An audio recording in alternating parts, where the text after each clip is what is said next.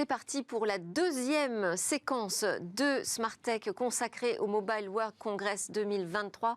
Nous étions à Barcelone, vous avez pu découvrir quelques-uns de nos reportages sur place. C'est le moment là de notre grand rendez-vous mobile business, donc qui est forcément consacré à ce salon international qui se tient encore en ce moment même d'ailleurs à Barcelone. Nous, on est rentrés pour faire un premier compte rendu.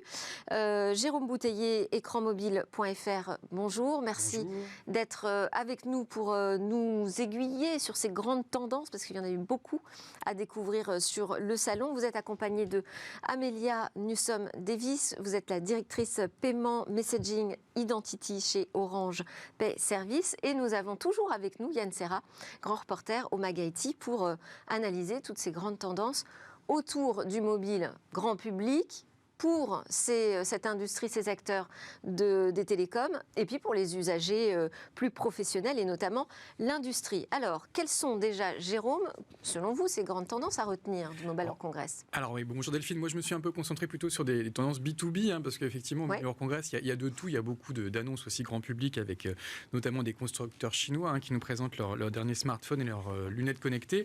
Alors, si on devait lister les 5 tendances, je vais commencer par une première qu'a déjà évoqué Yann, qui est l'Open RAN. C'est effectivement une nouvelle architecture de réseau cellulaire. L'idée, c'est de dissocier le matériel et le logiciel. Historiquement, les équipementiers fournissaient en général des équipements qui avaient les deux composantes. Et en dissociant les deux, ça va permettre aux opérateurs de multiplier les prestataires, peut-être de faire un petit peu baisser les prix. Et il y a eu différentes annonces, notamment de Orange et Vodafone en Roumanie, qui ont décidé de mutualiser un réseau 5G en se basant sur cette architecture Open RAN. L'idée, c'est de faire des économies. L'idée, c'est aussi de le déployer un petit peu plus rapidement, et ça devrait être une architecture du futur pour les prochains réseaux 5G. Mutualisation, en tout cas, qu'on voit donc en Roumanie sur des zones rurales, mais enfin pour l'instant, mutualisation autour de la 4G, 5G, c'est pas un sujet en France, on n'y est pas. Quelle serait selon vous justement la première tendance du côté des équipementiers? Alors, donc sur la 5G, on évoquait après l'Open RAN, encore un sujet qu'avait évoqué Yann, c'est la 5G millimétrique, c'est cette 5,5G, je ne sais pas quelle est l'expression qui va s'imposer, avec là une démonstration qui a été réalisée par Telefonica en collaboration avec Ericsson et Qualcomm. Alors la 5G millimétrique, elle exploite cette nouvelle bande de fréquence, les 26 GHz, et elle devrait fortement accélérer les débits. On devrait passer de centaines de mégabits pour la 5G actuelle et franchir le seuil du gigabit par seconde, donc des débits extrêmement rapides. Et le premier usage, ça devrait être...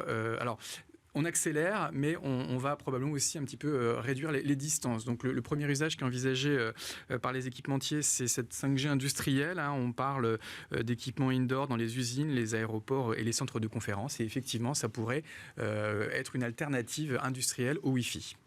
Alors la 5G, elle vient tout concurrencer quand on regarde ce qui se passe au Mobile World Congress, y compris le Wi-Fi, mais on a aussi parlé de réseaux satellitaires. Alors oui, il n'y avait pas de grand stand d'opérateurs satellitaires, mais ça fait partie des sujets dont on parle beaucoup en ce moment.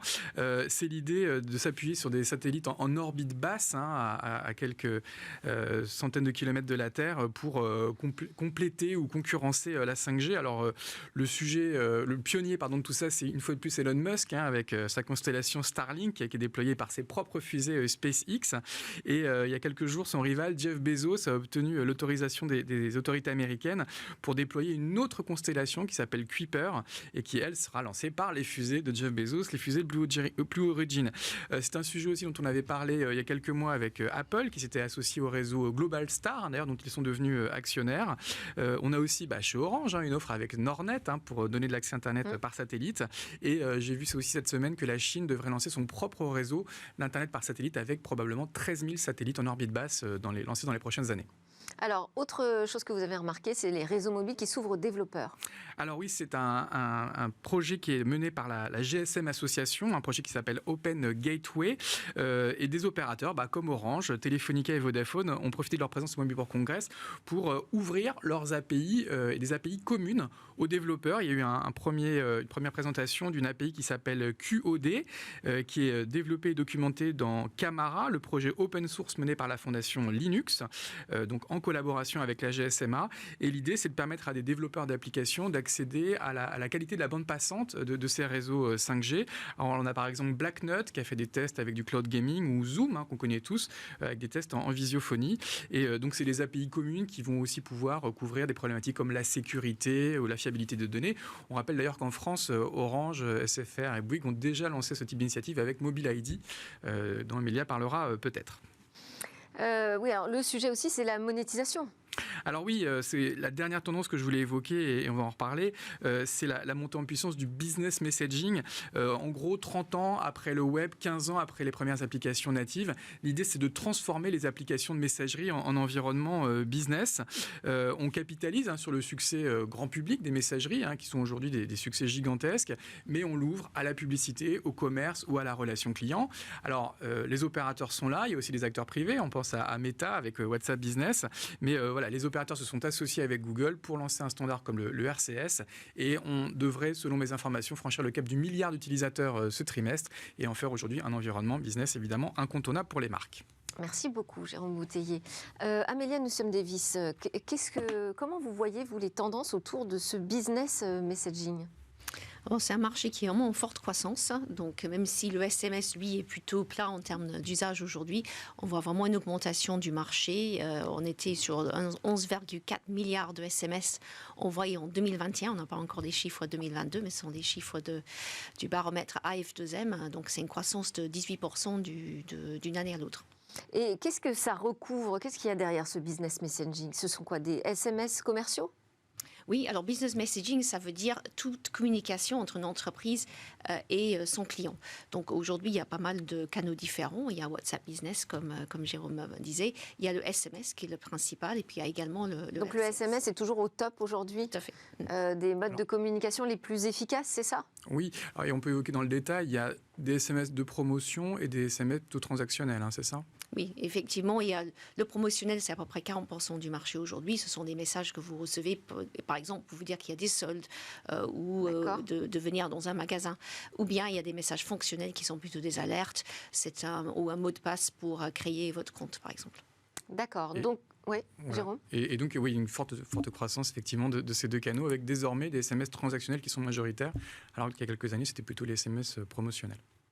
Et alors, le SMS conversationnel dont on parle, il arrive sous quelle forme ? Oui, il arrive. Donc, c'est la nouveauté de ce trimestre, lancé par les opérateurs Orange, SFR et Bouygues. Donc, ça ouvre la possibilité pour une marque d'utiliser un numéro long, à 10 chiffres, qui commence par 09, pour envoyer et recevoir des messages à ses clients. Donc, ça permet également à un client de contacter la marque directement. Donc, c'est vraiment l'ouverture d'un canal de dialogue entre la marque et le client qui n'existait pas jusqu'à présent. D'accord, c'est-à-dire qu'au lieu, je ne sais pas Yann, quand on a un problème aujourd'hui avec une marque, qu'est-ce qu'on fait ? On envoie un message sur Twitter, non ? C'est-à-dire qu'en fait, ce que j'ai beaucoup vu, ce que je vois souvent, c'est que dans le domaine de l'industrie, les gens en fait avaient des talkie-walkie maintenant, et des talkie-walkie auparavant. Et maintenant, ils veulent en fait du WhatsApp. Tout le monde ne jure que par WhatsApp. Les jeunes. C'est une interface super efficace. C'est ça. Ouais. Et donc, alors j'imagine que les nouvelles générations, alors pas que les gens qui utilisaient des talkie-walkie auparavant, mais en fait veulent du WhatsApp un peu partout. Alors je ne sais pas si ça correspond. Donc vous pensez qu'on va basculer de ce SMS aujourd'hui incontournable dans la conversation mobile vers du tout WhatsApp ? Non, je ne suis pas sûre. C'est pas tout à fait ce qu'on voit aujourd'hui sur WhatsApp.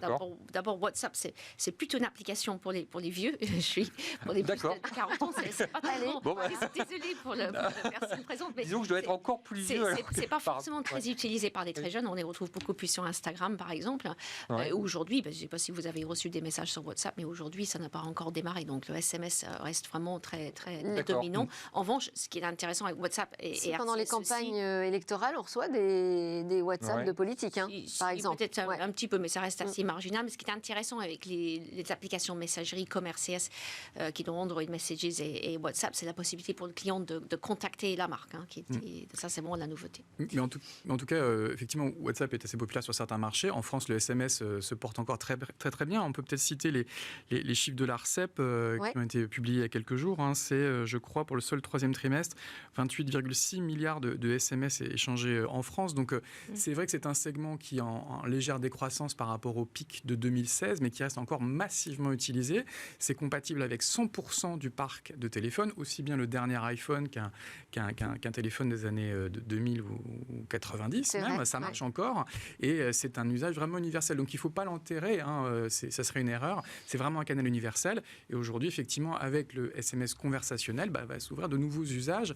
Mais le SMS, on ne l'enterre pas, mais enfin, là, il est en train d'être remplacé par le RCS, dont vous nous avez parlé, Jérôme. On va parler du RCS, mais effectivement, c'est plutôt des usages qui vont s'additionner. Il y a globalement une bascule vers le messaging qui devient, lui, effectivement incontournable. Mais on peut faire cohabiter différentes messageries.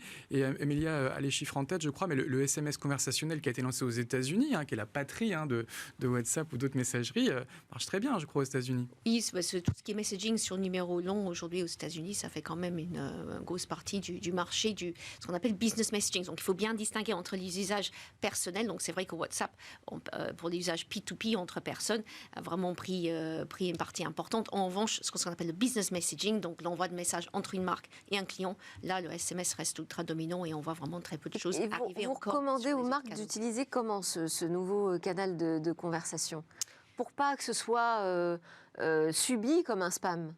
Alors déjà, si c'est un spam, on peut toujours signaler, il y a un mot stop, et donc le marque est tenu d'arrêter d'envoyer les messages dans ce cas-là.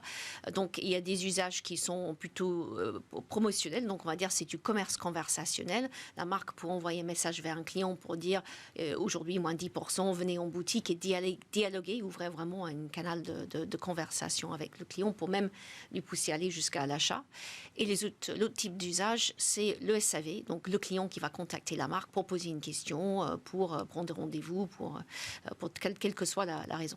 Et là, vous avez évoqué le paiement. Au final, comme le paiement se développe sur mobile, les deux sont liés. Ce sont deux usages qui vont se rejoindre. Oui, je pense, et c'est vraiment l'enjeu du futur, de faire en sorte que le client puisse acheter, rester dans le canal messaging pour faire ses achats. Quand on regarde ce qui se passe en Chine avec WeChat, qui est l'application messaging très, très vraiment dominant en Chine, ils ont intégré WeChat Pay dans l'application. Et donc, les clients aujourd'hui, au lieu d'aller dans une application pour faire un achat, ils vont rester dans le canal messaging, aller jusqu'au bout du paiement sans sortir. Donc, c'est ce type d'usage sans couture qui est vraiment intéressant et j'espère qu'on verra se développer en Europe. Et c'est déjà disponible en France parce qu'on peut, par exemple, acheter un ticket de métro ou acheter un ticket de parking avec un SMS. Oui, aujourd'hui, ce n'est pas complètement intégré dans le canal. Donc, ça fait partie des enjeux. C'est-à-dire qu'on sort, c'est ça, on sort de l'application SMS. Alors, ce que vous nous dites, c'est que demain, ce sera totalement intégré. Oui, en tout cas, c'est sur RCS, par exemple, il sera intégré dans Android Messages avec le moyen de faire des achats directement. Donc, pas obligation d'aller dans une application, créer un compte. Mais voilà, le véritable avantage, c'est que tout le monde a cette application de SMS sur son téléphone, c'est préchargé, il n'y a pas besoin de télécharger une application WhatsApp, et il n'y a pas forcément non plus besoin d'avoir une connexion Internet, ça va fonctionner même avec des réseaux d'ancienne génération. Donc c'est vraiment universel, c'est accessible à tous et ça marche tout le temps. Ce qui n'est pas toujours le cas des messageries OTT qui nécessitent des téléchargements supplémentaires.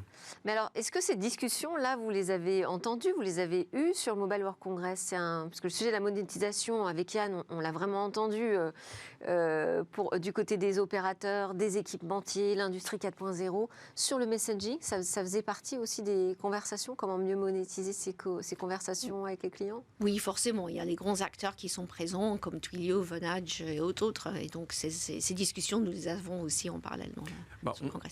Amélia cite Vonage, c'est une société qui a été rachetée justement par Ericsson. C'est-à-dire que les équipementiers qui faisaient du hardware, du software, vont vers le business, vont vers les services, parce que ça fait partie de l'évolution naturelle du marché aujourd'hui. Et du coup, Ericsson propose une plateforme justement pour les opérateurs, pour les aider à commercialiser, enfin à monétiser ces nouveaux services mobiles. Est-ce que ça pose la question, je ne sais pas, de remise en cause de la neutralité du net? Est-ce que... Bah oui, forcément. si on peut monétiser des services, des accès? Alors, oui, la neutralité du net, on rappelle, hein, c'est l'idée que les opérateurs ne regardent pas ce qui se passe dans les tuyaux. C'est ça, et ça a fait du coup la fortune de YouTube qui n'a pas besoin de payer sa bande passante. Absolument. Oui, c'est un concept qui a beaucoup profité à certains. Je pense qu'il faudra un jour se reposer la question de sa pertinence. Mais là, les opérateurs, en tout cas, proposent un écosystème qui est intéressant. Et il y a en plus l'arrivée du RCS qui monte en puissance. Je pense qu'on est effectivement aux alentours du milliard d'utilisateurs. Et ça va être un grand environnement pour les marques. Elles pourront tout faire avec. Plus besoin de développer leur propre site web ou leur propre application. Et ça me paraît être véritablement un game changer. Alors, moi, je vais forcément avoir une question technique. Est-ce que c'est sécurisé? Parce que je ne connais pas exactement votre technologie, mais par défaut, on se demande si ça ne va pas être utilisé à des fins malveillantes pour tromper des consommateurs. Est-ce qu'il n'y a pas ce risque qui existe tout de même? Sur le SMS, il peut y avoir un risque de fraude, effectivement. Donc, ce qu'on appelle du phishing par SMS, c'est certainement... Qui existe déjà. Le smishing. Donc, du smishing. Du smishing, d'accord. C'est un travail de tous les jours d'arrêter le smishing, de travailler aussi avec les partenaires, les agrégateurs qui nous envoient ce type de message. Et puis, il existe aussi un numéro, le 33700. Donc, j'encourage tout le monde, si vous recevez un message de phishing, vous le transmettez au 33700. Vous faites un transfert de SMS et les opérateurs coupent très rapidement les lignes derrière. Sur RCS, on est quand même sur une techno où il y a un cryptage du message, donc non, il n'est pas possible de lire le message. Et puis on peut authentifier l'émetteur. Donc sur le RCS, effectivement, qui est l'évolution une des évolutions du SMS, il y a beaucoup d'investissements qui ont été faits pour sécuriser ça. Donc on va personnaliser le message aux couleurs de la marque. On va effectivement avoir des petits badges de sécurité. Et normalement, le risque de fraude va être beaucoup plus faible. En tout cas, c'est un vrai sujet sur lequel les opérateurs travaillent au jour le jour. Une autre inquiétude aussi, au-delà de la cybersécurité, c'est... la conscience environnementale. Il y avait même une petite manifestation lundi matin à mon arrivée au Mobile World Congress qui appelait cette industrie des technologies et des télécoms à revoir son schéma pour être plus durable. Oui, en effet. Donc, le SMS est plus écolo, on va dire, que l'email, qui est l'autre canal de choix, souvent pour les marques pour communiquer. Donc, je crois que c'est une étude de Mike Berners-Lee, qui est un chercheur britannique, qui montre qu'un email, c'est 4 grammes d'empreinte carbone et le SMS, c'est 0,014. Donc, 300 fois moins. Donc, tout ça est bien surveillé et mesuré. Merci beaucoup. Amélia Newsome-Davis, directrice paiement, messaging, identity chez Orange Pay Service. Jérôme Bouteiller, un mot? Vous vouliez dire oui, c'était le frère de Tim Berners-Lee, celui qui a inventé le web. Jérôme Bouteiller, rédacteur en chef d'écranmobile.fr. Et Yann Serra qui est resté avec nous, grand reporter au Magaïti. C'est notre dernière séquence qui arrive. Où va le web?